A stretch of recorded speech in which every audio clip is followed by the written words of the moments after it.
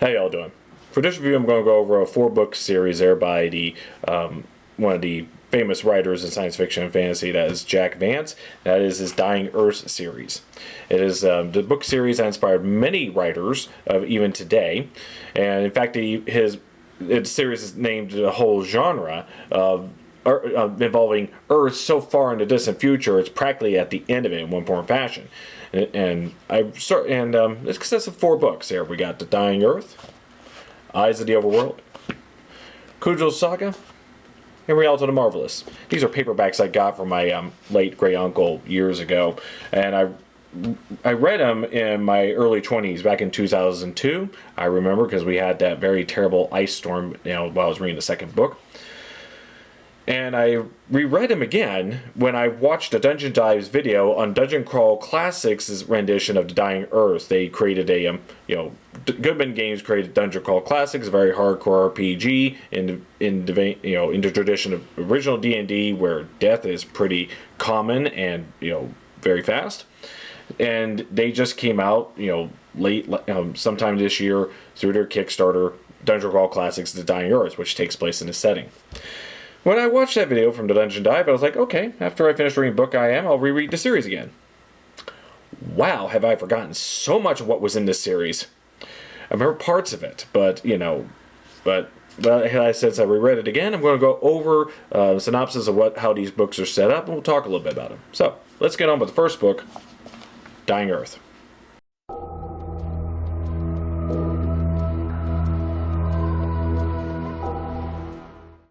So we begin with The Dying Earth. Now, this is an anthology. These are stories that take place on Earth billions of years in the future. The world is still here, but after all this time, of course, with that much time, our past is long forgotten. The world is very exotic looking, filled with very he describes with various colored plants and various monsters and creatures. It's called, this being the Dying Earth, it is described that because the sun is going out. Sometime in the near future, relative to geological time goes, the sun is dying. It is no longer a bright white or yellow sun as we know of. It is turned into red, so the sky has a dimmer color than what it is. So it has a wonderful, exotic atmosphere as he describes this.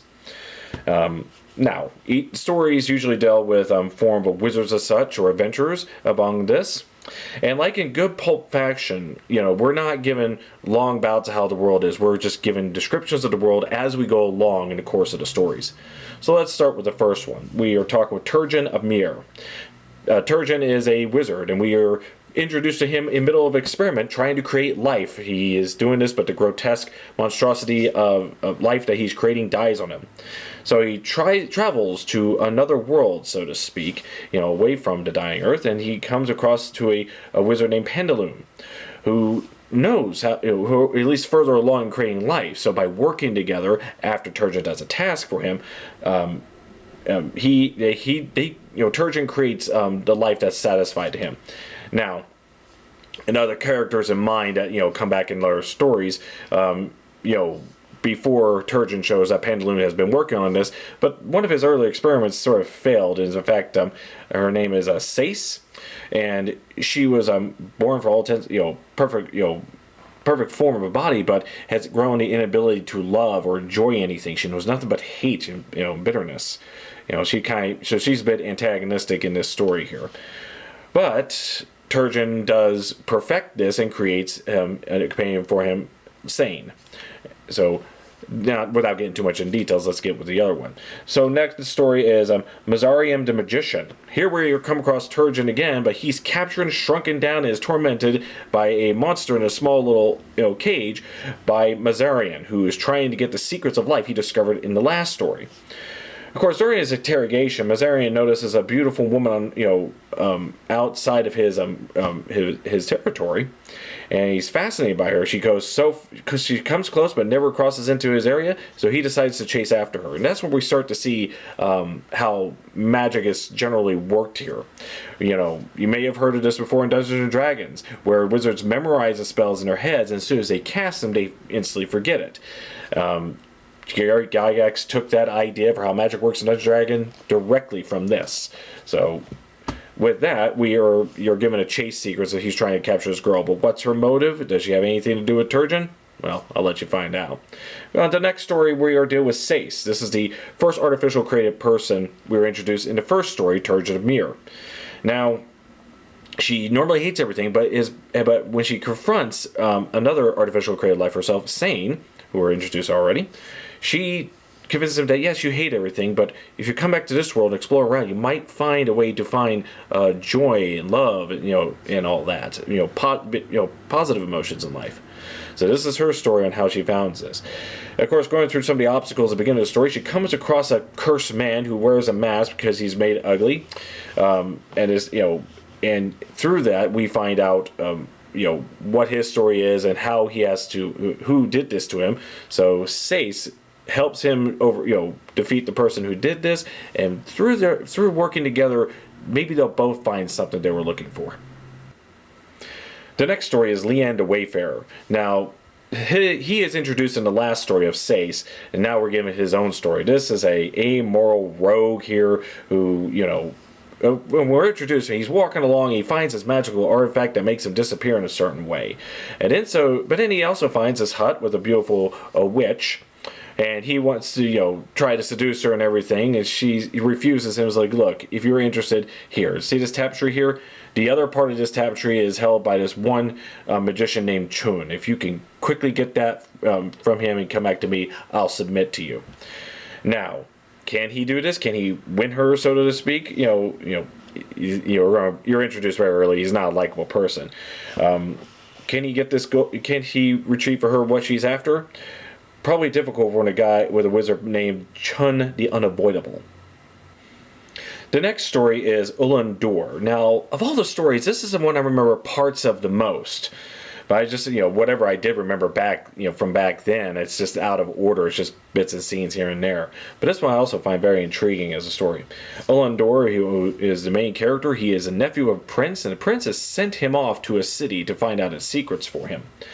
And when he comes across the city is inhabited, although it's a very, very ancient city from very long time past, but the city is not in full working order as it used to be. The inhabitants of the city are kind of confused by his different color of clothing. He later finds out that there's groups of people in the city. Each one of them wear one color. Whatever one color that group wears, they cannot see anybody who wears a different color from them. So if you wear white, you only see the people who wear white, but you don't see anyone who wears green or what have you. So that's something he discovers there. He finds a female companion that helps him through all this, because aside from all the confrontation, this sort of confusion among the different groups of people, there are these monsters that jump out and reach for him. In fact, this book cover I have is depicting a scene involved in that story.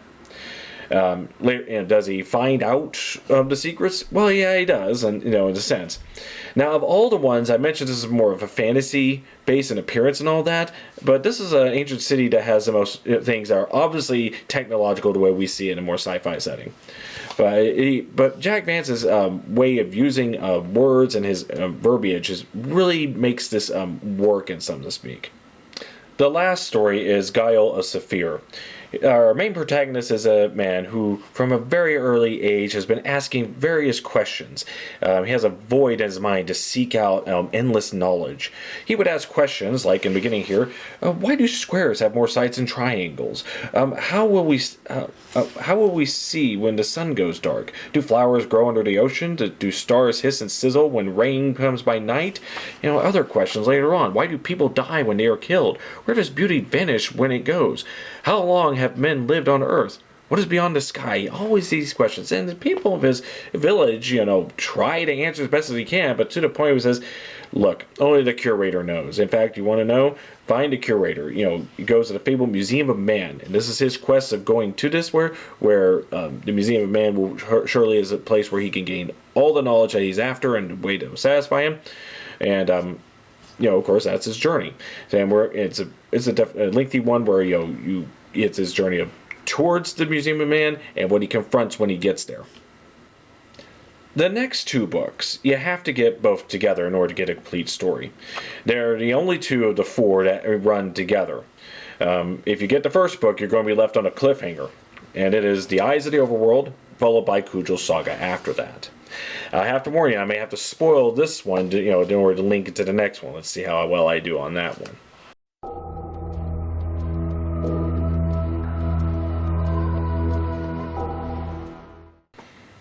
The protagonist of this second and third book is the famous Cugel. Now, Cugel is known as Cugel the Clever here. Let me give a brief description of what we're dealing with here. Cugel was a man of many capabilities, with a disposition at once flexible and pertinacious. He was long of leg, deft of hand, light of fingers, soft of tongue. His hair was the blackest of black fur, growing low down to his forehead, coming sharply back above his eyebrows. His darting eyes, long inquisitive nose, and droll mouth gave him a somewhat lean and bony face, an expression of vivacity, candor, and affability. He had known many vicissitudes, gaining therefrom a suppleness, a fine discretion, a mastery of both bravado and stealth. Now, having said that, he's going to be one of the most despicable characters you will follow along in the story here. He is he's not a wizard, he is a rogue, and you'll see a lot of his acts are very despicable. He gets himself in many dangers, but he gets out of them. Not always getting what he wants, and that's the satisfying part you'll find when you see him in action. But he is called Cugel the Clever, and he has earned that at least. So, the story begins with Cugel trying to sell talismans and wares at a little market. He's not doing so well. Now, another merchant next to him talks to him for a while, and he mentions, "Oh, you see that? That is the Yukano, the laughing magician here." And he makes a deal with him. While this merchant tries to talk with Yukano, try to coax him buying his wares and biding time, he asks for Cugel to go into his mansion and steal whatever he can from him. Cugel agrees, and as in the middle of his robbery, he gets caught. Yukano catches him, and now, as punishment, he sends him off on a quest. The quest is to find these famous eyes of the Overworld. There are these lenses, that gives you a different set of vision. They were from a demon, so to speak, from a bygone era. And he is, what he's going to do, he's going to have Cugel prepare him and ship him over to where they are, and he's going to come back with them. Now, how is he going to trust Cugel to do that? Well, he can't trust Cugel himself, so he makes some certain ways to make sure that he does. First of all, he gives him a few supplies. One of them is a potion that you could put on anything that's inedible and will be made edible, although that doesn't make it taste good, but at least it can survive. But to ensure that he will make sure that once he gets the eyes of Overworld, he comes right back to Yukano, he gives him a parasite, this thing that it wants to make sure it goes back to Yukano. It doesn't want to be separated from where he's at. It's a creature named Ferks, and inserted he puts it in inside Cugel, and it will wrap around his liver and other things, and it will give him excruciating pain if he doesn't keep going on back to where he belongs. So, with Cugel set to do the job, Yukano puts him in a cage and summons a winged monster to take him all the way to the other end of the world, and where he drops it off, and that's where his adventure begins. When Cugel is let off, it's at the place where he is going to get the cusp of the Overworld, and he comes across this village. It's a very low-down, dirty village. People work hard for years to eventually upgrade themselves into higher-end society when the next person dies. Their upgrade involves getting these cusps, which they have. It's a cusp that he's looking for. There's many of them, but you have to get upgraded into the city here.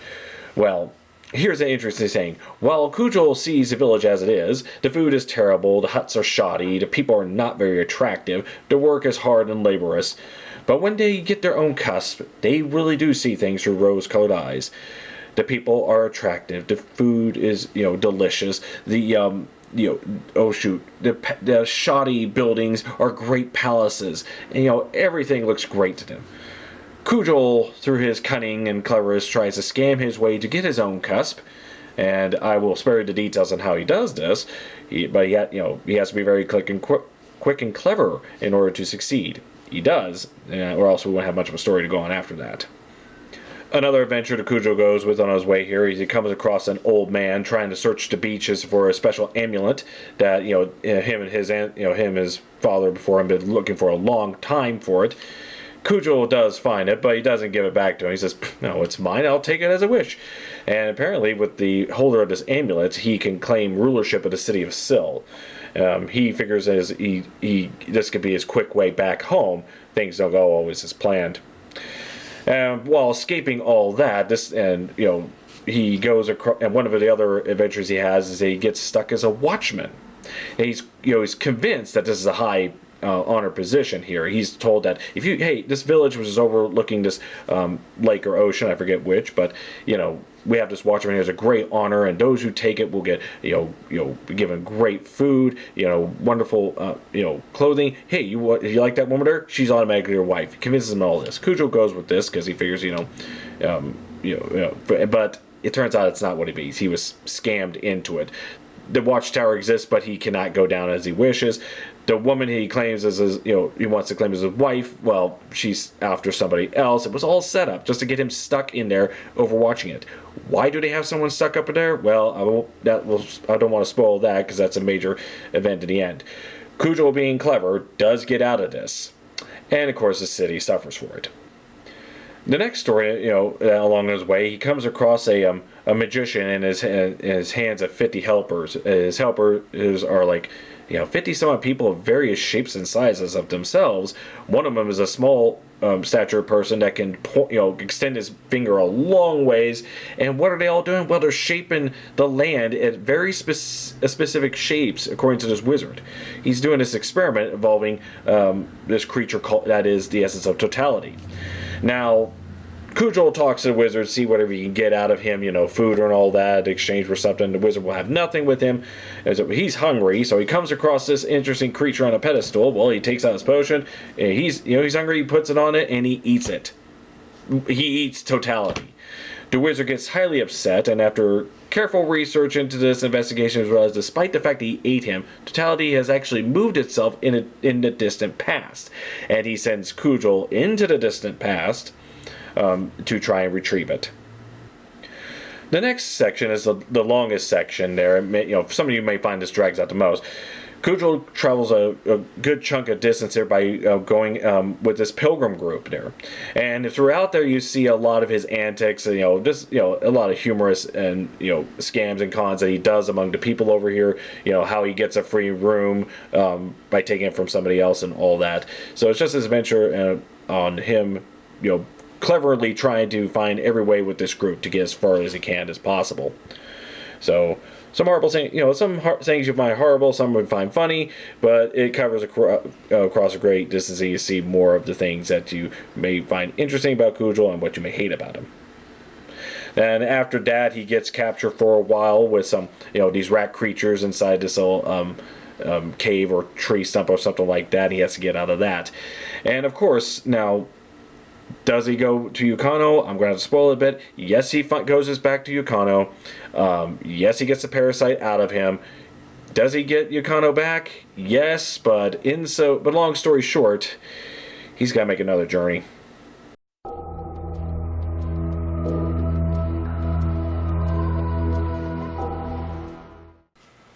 Continuing Cugel's story in Cugel's Saga. Cugel, after overcoming Yukano, the laughing magician, ends up messing up trying to cast a spell against Yukano and ends up going back exactly where he started in the beginning of the last book, Guys of the Overworld. He's stuck in a cage and a winged creature takes him over there, and he's got to go back home all over again. But he's not going down the same route. No, he made too many mishaps here. He doesn't want to try it again and avoid the same problems as he did before. So he's going to go a different route. So that's the basis of the story. Second verse, same as the first, different key. So what's Cugel going to do? Well, along the way he comes across this this mansion here where he finds out there's a job opportunity for him, and this job opportunity involves helping this man's with his crew, dive into this lake to get these scales that belong to a demon. And these scales are very special because demons, long ago died in this lake, and his scales are all over the place, and this small crew is dishing it out. Now, Cugel is of the understanding that he's going to be a manager there.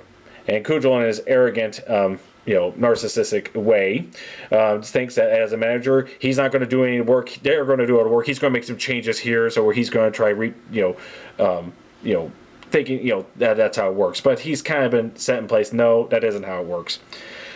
So as he's getting instruction from the previous, guy who's going to retire, the setup is, the crew goes in and they will dig up these scales from this lake. The scales have various qualities, but they do have some power to them, some more than others. You got the lesser known scales, and some of the scales have power where if they're wet, they don't do anything, but if they're dry and you touch them, they will cause pain, even some more nastier effects. Now, what does this collector do? The guy who the owner of this mansion do with them? Well, he sells it to a merchant, and Cugel later finds out that they're sold to Yucano, the Laughing Magician. So, while he's getting the layout of what this job entails, Cugel accidentally sets up debt and everything. He's promised this job is going to be very lucrative. The more scales you get, the more he gets paid and so forth. But he later finds out that's not as easy as it is. The two guys who he works with and tries to look after, they get a few of them there. They the owner of the mansion there, Master Twango, as I should have mentioned before, he provides food, but he charges with it. So if you don't get too much money out of your pay, you gotta get lesser food, or else you accumulate a debt to him. Now, the previous manager of this job there, introduces Cugel and all that, and he says, I've worked here long enough there, I've actually accumulated ways to retire.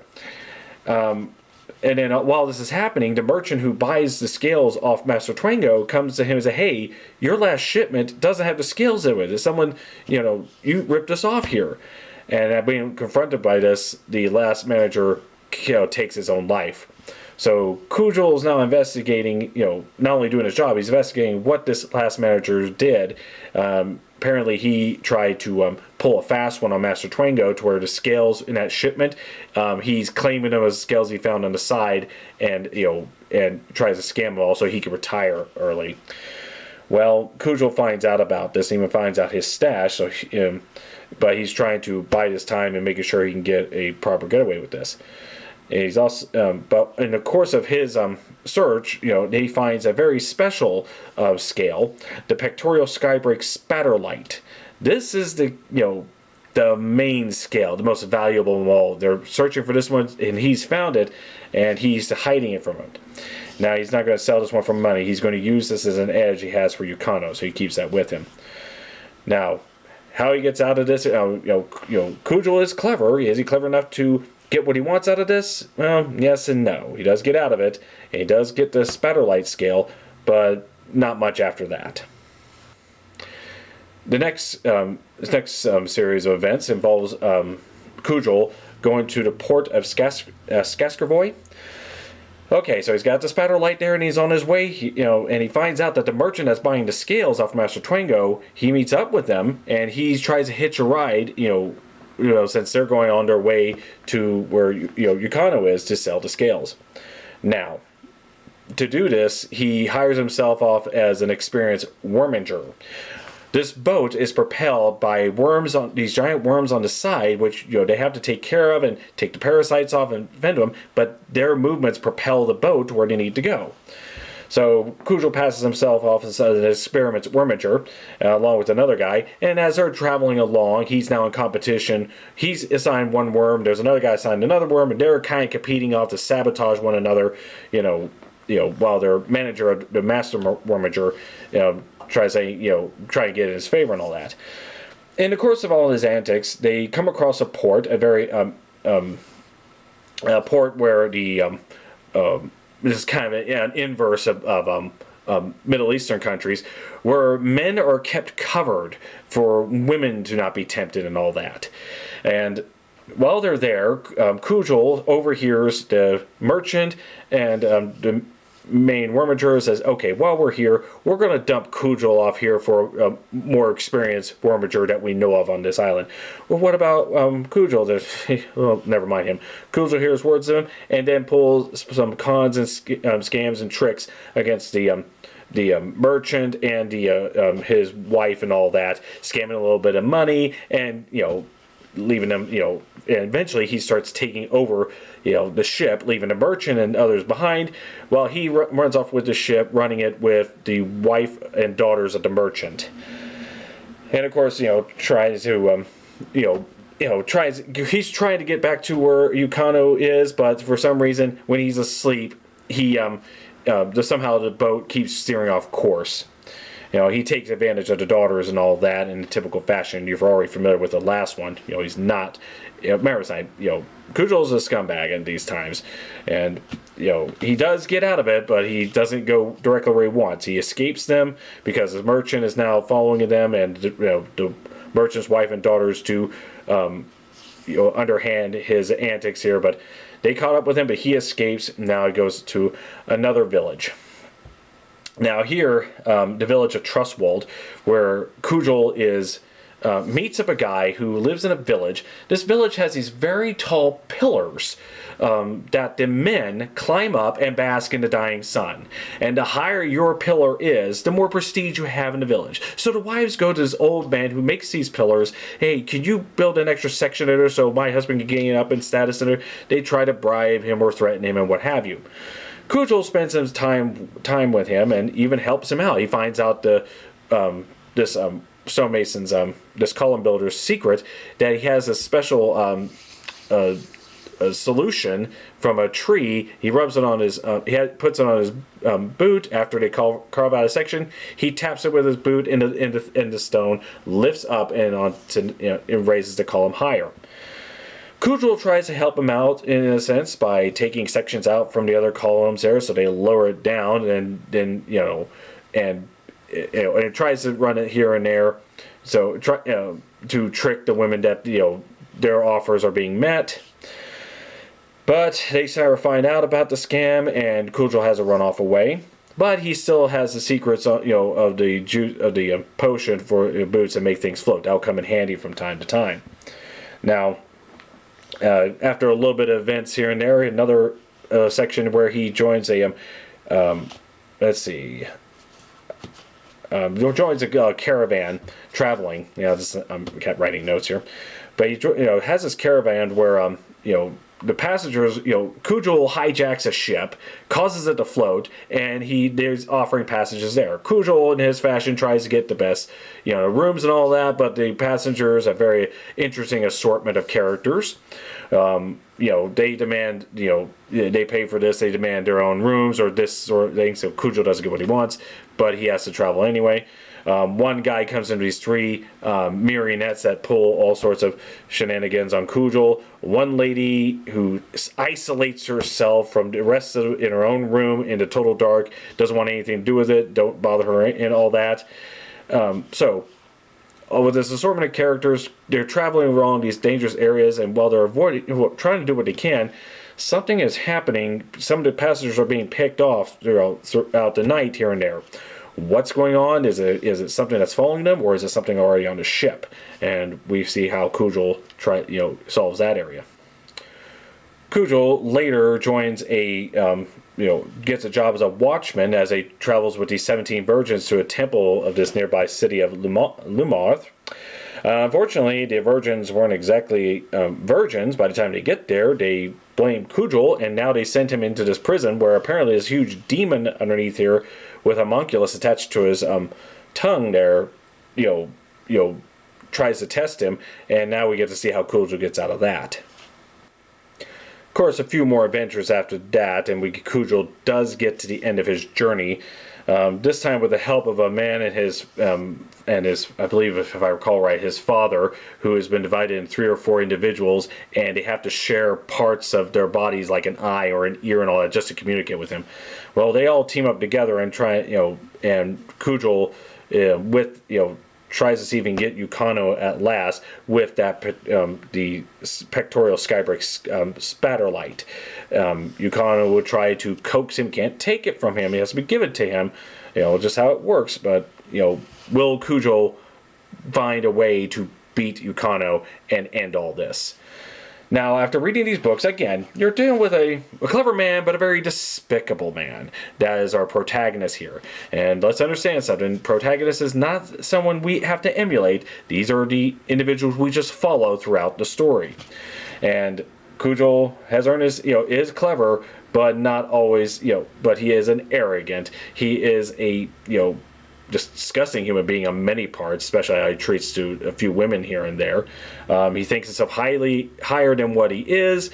The end of this book, when you get to the end, there is something that looks like a redeeming quality of that, and hopefully we can just assume that that's how he is at the end, because especially after he gets past Yukano. Lessons learned. He's a better man of that.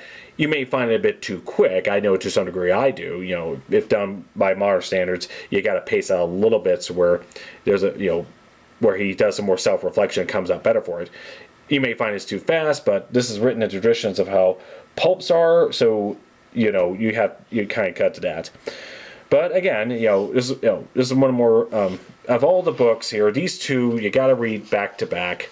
It does show a lot of the world of the Dying Earth, and Cugel not being a wizard, which is a bit of a change about this, but he is an interesting rogue-like character that if you want to be sort of an some people try to make a character like that to be in role-playing games and make sort of an what we call an edgelord these days. That tends to work better when you're writing a story by yourself than trying to be on as a group, because it's just hard to make it work like that throughout playing. But I'm digressing here.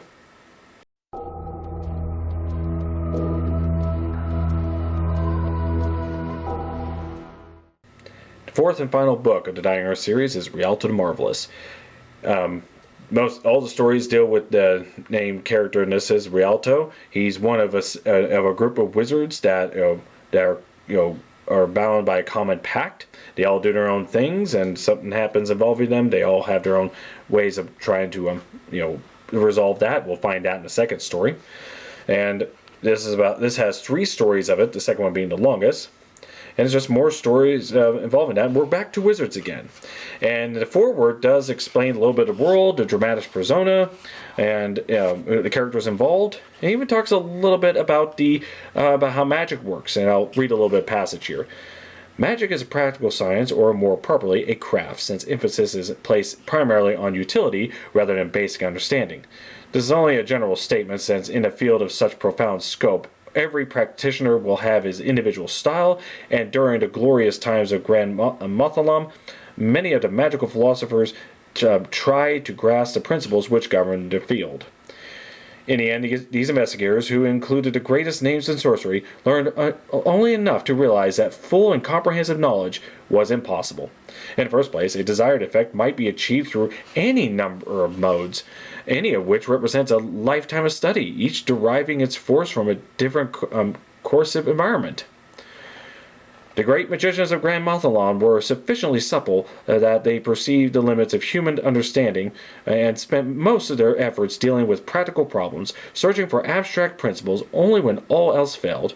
For this reason, magic retains its distinctly human flavor, even though the activating agents are never human. A casual glance into one of the basic catalogs emphasizes that this human orientation. The nomenclature has a quaint and archaic flavor. Looking into, for instance, Chapter 4 of Killiclaw's Primer of Practical Magic, Interpersonal Effectuations, one notices indented, in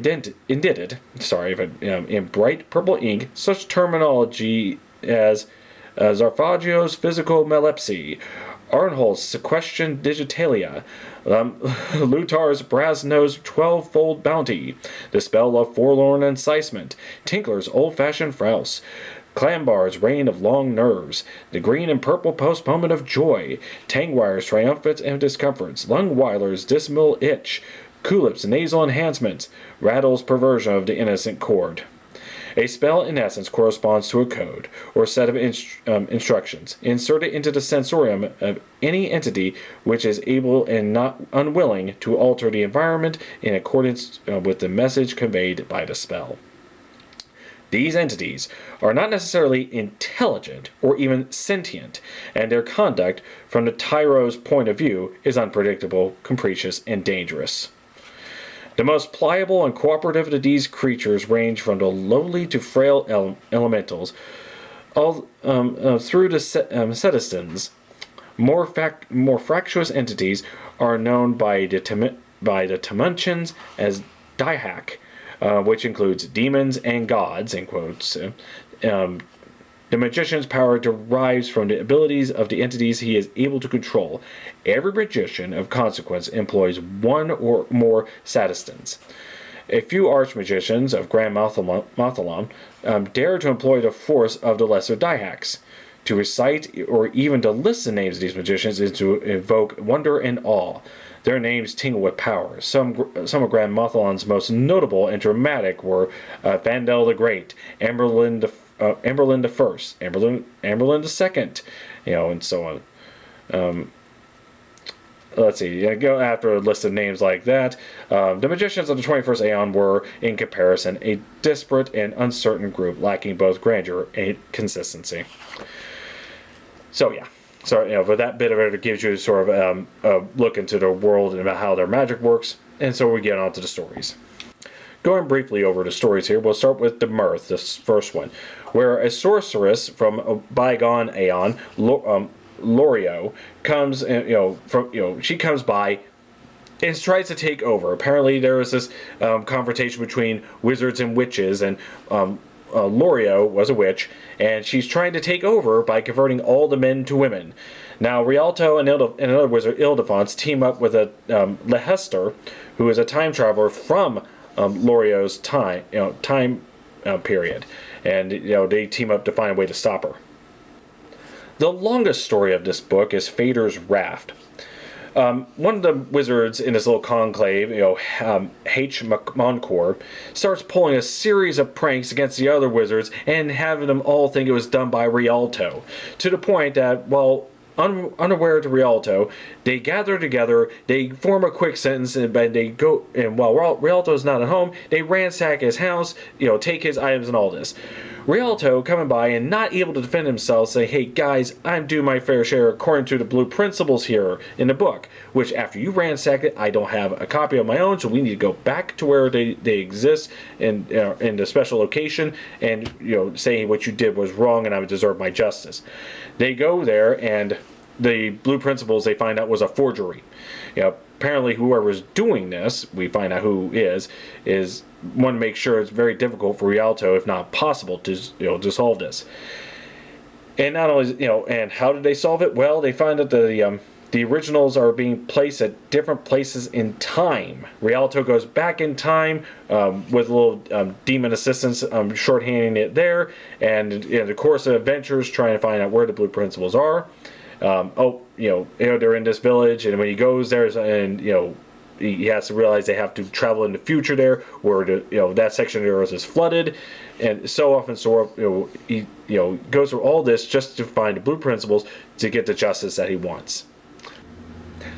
So the last story of this is if I'm pronouncing it right, Morarian. I may pronounce it different ways throughout this, but what it is that Rhialto and several others, they have these magical little baubles called the Ion Stones, something that Gary Gygax has used in Dungeons and Dragons because he took it from this, and their Ion Stones are in relation to an Archvault wizard from a colleague of theirs that's long gone and off in a distant world. And his name's Morarian. So what do they do? Well, they go out and try and the wizards gather all in some of the wizards gather all in the craft, and they go out into the distant distant universe in the area where and travel across the vast dark. Eventually find their colleague, the Archvault Morarian. They find him in his own little world doing these eccentric projects around here. Many of them don't quite understand, but he doesn't have any memory of his past on Earth. But they convince him to come back with him, and in the course of their journey back, Morarian does slowly have his memory triggered of what happened to him, and cause him more trouble than what it's worth. I want to show off some of the artwork so you get a visual idea of what this world that Jack Vance created looked like. Jack Vance has done a very good job inspiring writers and later artists in what he's creating here through his words and how he uses it, and creates these wonderful scenes. This cover that you're seeing here is a cover of all the books in one volume. You could get this in Amazon, Barnes and Noble, wherever. Jack Vance's Dying Earth is very easy to find. The problem is, you look at this, it looks like a nice science fiction cover. It's not a good representation of what to expect. When you read the stories, you're reading something that more closer to a fantasy novel than it is science fiction. Now, the stories do mention like a city or some elements you could say is technological, but nothing looking like this throughout the whole series. It's not a very good one. Now, this next one here, this is artwork done by Gerald Brom, or Brom as you know it, very famous for Dungeons & Dragons and what have you. And it's a better representation. It's got a good atmosphere to sky. I don't know what the woman represents, but it could be anything. Doesn't matter. But the problem is, it's a nice picture, but it's not really inviting you in what these stories are about. Now, a quick Google search of the Dying Earth art, or Jack Vance's Dying Earth art, and you will get this. Much better intricacies of vast coloration, the setting, the intricacies, all that is, and that's what can drive you into this world. And then you see this and imagine this is a world billions of years in the future, and it's much more inviting and what makes you want to get into these stories. And you can see when you see who is inspired by this over the years. Gary Gygax, George R.R. Martin, Neil Gaiman, and all that.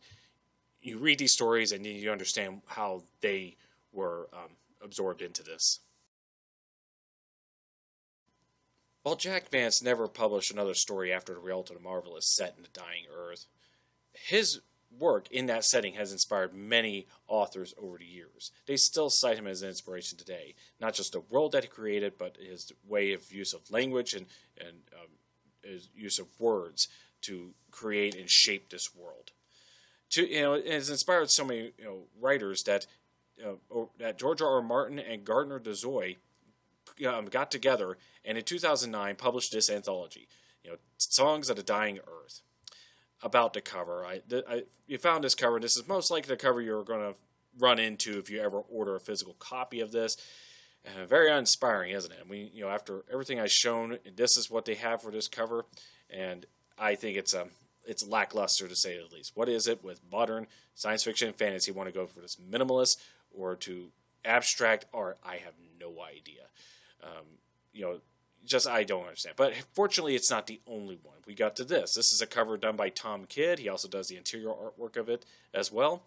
But this much more draws the eye and shows you what to expect. When you see Dying Earth, you see this, you know what you're getting into and how the world is shaped, and makes you want to get into it. The colors, the abstract, the intricacies, baroqueness of it. This cover is much better. However, just so you know, I've never read this anthology at the time I'm making this recording, but hopefully I'll remedy that sometime in the future. Don't know when. But I'm intrigued by it because I like the series. And obviously a lot of other writers do as well. Because you look at the list of the authors of this, and these are writers who are obviously, know Jack Vance and are very inspired to the point where they make a story set in this world. This was published in 2009, so Jack Vance was still alive at this time. He wrote a preface of this. Dean Koontz writes a section called "Thank You, Mr. Vance," and then I'm going to go some of the ones of writers I'm aware of. Some of them I know. We have a story by Robert Silverberg, Tad Williams, Elizabeth Moon, Glenn Cook, Tanith Lee, Dan Simmons. George R. R. Martin writes a story, and Neil Gaiman. And there's a whole lot, many others as well. So I hope that after reading this, this book obviously is a great complement to explore more of this world and hopefully inspire other writers and artists to explore the Dying Earth here. So there you have it. The Dying Earth series by Jack Vance. The series so good. It's one of those you can still find today. Either, used paperbacks like these, or you get them in single volumes, as I mentioned through earlier. Thankfully, and it's the reason why he's inspired many writers that that we enjoy today. As the songs of the Dying Earth. Now, here's the thing. Some people quite erroneously believe that he is a starter of the Dying Earth genre. He definitely, helped inspire people in that genre, but he was not the first. After all, you got William Hope Hodgson's The Nightland, which takes place in an Earth that says so far in the future the sun is burned out. This was back in about 1912. In the 20s and 30s, Clark Ashton Smith has written his Zothic stories that takes place on a dying Earth, very similar to that, where this one has a more gothic feel in his tone and feeling. The Dying Earth is more Baroque, more high fantasy in comparison to that. Now, of course, after Dying Earth, it inspired many writers over the time there that have dealt with the concept. Michael Moorcock has Dancers of the End of Time series, where it plays on similar themes. A very comedic series there. M. John Harrison did Vericonium again. And of course, many of us already are familiar with Gene Wolfe's Book of the New Sun and Book of the Long Sun series that deals with the far distant future and all that. So just bear that in mind. Writing a series that everyone is, praises and all that, and everyone's inspired to and makes a big deal about, is not necessarily the first. It may be your first exposure to the concepts of that. Another argument is done by the Witcher series in comparison to Elric and Melniboné. I'm an Elric fan myself, never read The Witcher here, but that's a long story in itself. People have already covered that. But one of the things, as I read the stories and looked upon it, people praise Jack Vance, no doubt. But they don't really talk about the stories. So how do you try to explain somebody why these stories were so inspirational to people over the years? I found this article. This is an article by from the Medium.com. It's Tales of the Dying Earth by Jack Vance, The Beauty of Sci-Fi Decadence. The Magic, the Science, and the Underworld by Nick Hine. I'm just going to read the last 3 paragraphs of this. He talks about, the Dying Earth and all that, but I think the last 3 is going to be the end of this, and I think it sort of sums up in a way to think about it. However, everything inevitably comes to an end, and the Tales of the Dying Earth, like any set of snapshots, paints a picture of an incredibly old world, tired of its own existence, and now just living out its remaining moments. A world that no longer has any hope for the future, nor any memory of its great past, or even those late great cities and empires mentioned by the Dying Earth people are merely the last fleeting touches in an unimaginably long history of the planet. This ignorance of humanity's past, however great, is the key to understanding the book's atmosphere. It is similar to how some very old people don't like to talk about their youth. What does it matter now that their whole life is left behind? What difference does it make? There's no point in learning any lessons from the past if the final inevitable end of the road is literally just around the corner. It is the Dying Earth, mind you. And yes, this book is not for you if you're after blasters, carefully charted aerial battles of battle dragons, and the puzzling political intrigues of emperors and galactic dictators. The Tales of the Dying Earth is impressionism in sci-fi, incomparable to detailed worlds, just as Van Gogh and Gauguin's paintings cannot be compared to the blueprints of steam and diesel engines. I think that is a great way of summarizing, why people are intrigued by this. The Dying Earth series.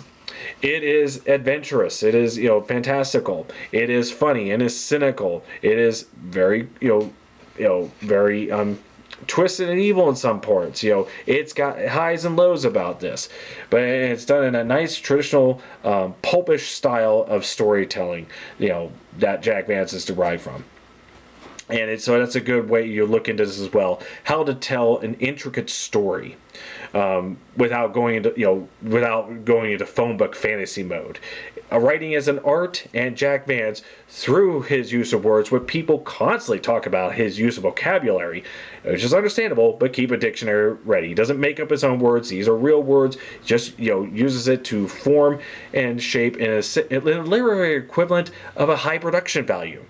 So there's the ideas that behind it, and how you produce it and get you hooked into this world and the characters involved and what the last remaining short term, geologically speaking, of the Earth in its dying days. There's still adventure. There's still horrors. There's still intrigue. There's still funny bits here and there. It has just about everything you have as far as adventures in the world through various characters. So that's it. The Dying Earth by Jack Vance.